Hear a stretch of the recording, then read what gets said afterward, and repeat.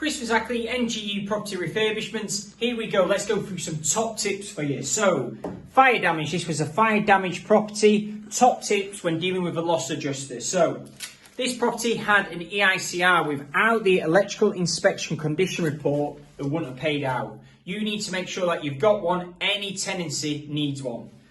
Okay, different grade carpets. When you're negotiating with your loss adjuster, there's different grade carpets. Don't think you can just go, right, it's this grade. There's loads of different grades. Make sure you get the grade which is applicable to your property. So let's head up. Here we go. Okay.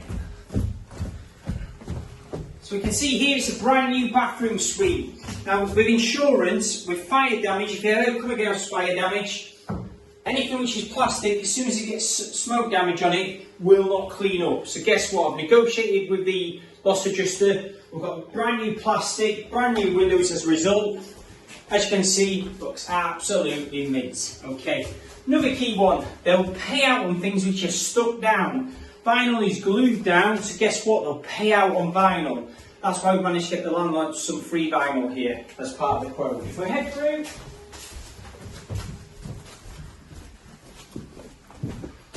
UPVC, talk about plastics again. Anything plastic with smoke damage will not clean up.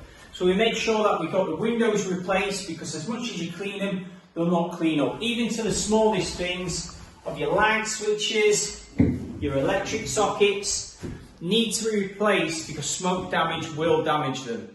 So that's top tips. Make sure you negotiate with your loss adjuster. 𝗼𝗂𝗧𝗂𝗍𝗂𝗧, insurance quotes, NGU.